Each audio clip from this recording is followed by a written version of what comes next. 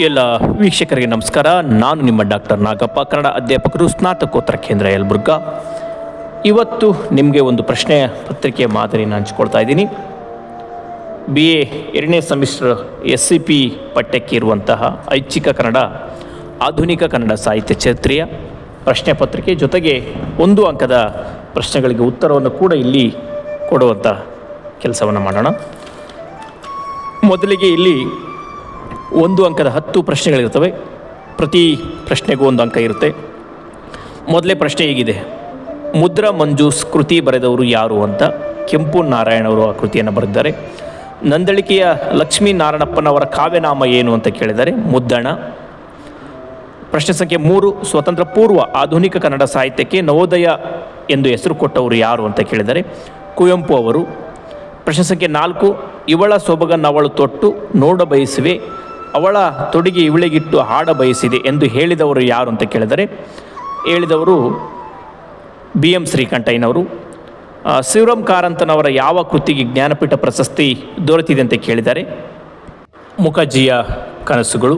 6: ಮಂಕುತಿಮ್ಮನ ಕಗ್ಗ ಕೃತಿ ರಚಿಸಿದವರು ಯಾರು ಅಂತ ಕೇಳಿದ್ದಾರೆ. DVG ಅವರು. ಪ್ರಶ್ನೆ ಸಂಖ್ಯೆ 7: ಕಾದಂಬರಿ ಸಾರ್ವಭೌಮ ಸಾಮ್ರಾಟ ಎಂದು ಯಾರನ್ನು ಕರೆಯುತ್ತಾರೆ ಅಂತ ಕೇಳಿದರೆ. ಅನಕೃ ಅವರನ್ನು ಕಾದಂಬರಿ ಸಾರ್ವಭೌಮ ಅಂತ ಕರೀತಾರೆ. ಪ್ರಶ್ನೆ ಸಂಖ್ಯೆ 8: ಎದೆಗೆ ಬಿದ್ದ ಅಕ್ಷರ ಬಿಡಿ ಬರಹಗಳು ರಚಿಸಿದವರು ಯಾರು ಅಂತ ಕೇಳಿದರೆ. ದೇವನೂರು ಮಹಾದೇವ. ಪ್ರಶ್ನೆ ಸಂಖ್ಯೆ 9: ನಾವು ಹುಡುಗಿಯರೇ ಹೀಗೆ ಕವನ ಬರೆದವರು ಯಾರು ಅಂತ ಕೇಳಿದರೆ.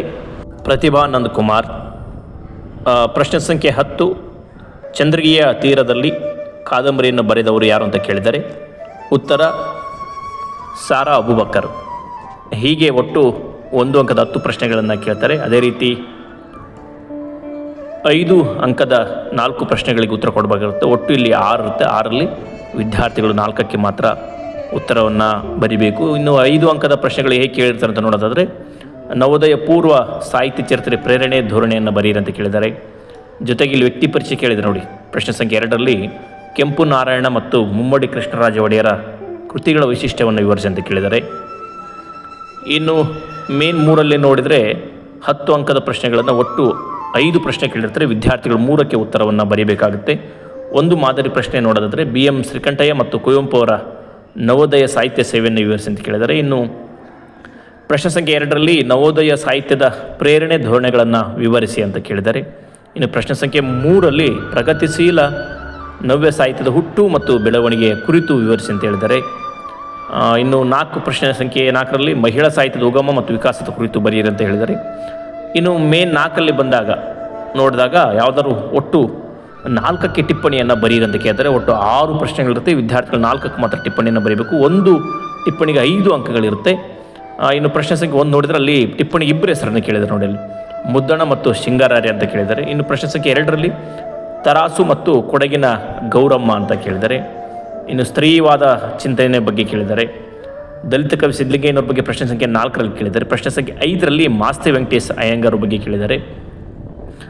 ಪ್ರಶ್ನೆ ಸಂಖ್ಯೆ 6ರಲ್ಲಿ ಚಂದ್ರಶೇಖರ್ ಕಂಬಾರ್ ಬಗ್ಗೆ. ಹೀಗೆ ಪ್ರಶ್ನೆ ಪತ್ರಿಕೆ ಮಾದರಿ ಇರುತ್ತೆ. ಈ ಪ್ರಶ್ನೆ ಪತ್ರಿಕೆ ಮಾದರಿಯನ್ನು ಸಮಯಕ್ಕೆ ಅನುಸಾರವಾಗಿ ವಿದ್ಯಾರ್ಥಿಗಳು ವ್ಯರ್ಥ ಮಾಡದೆ ಸಮರ್ಪಕ ಉತ್ತರ ಕೊಟ್ಟಲ್ಲಿ 80 ಅಂಕಗಳನ್ನು ಪಡೆಯುವಂಥ ಅವಕಾಶ ಇರುತ್ತೆ. ಆದರೆ ವಿದ್ಯಾರ್ಥಿಗಳು ಒಂದಿಷ್ಟು ಗಡಿಬಿಡಿ ಮಾಡಿ ಒಂದಿಷ್ಟು ತಪ್ಪು ಉತ್ತರಗಳನ್ನು ಬರೆಯುವ ಸಾಧ್ಯತೆಯನ್ನು ನೋಡಿರ್ತೀವಿ ನಾವು. ಅದಕ್ಕೆ ಆ ಥರ ತಪ್ಪುಗಳಾಗದೇ ಸರಿಪಡಿಸ್ಕೊಂಡು ಹೋಗಿ.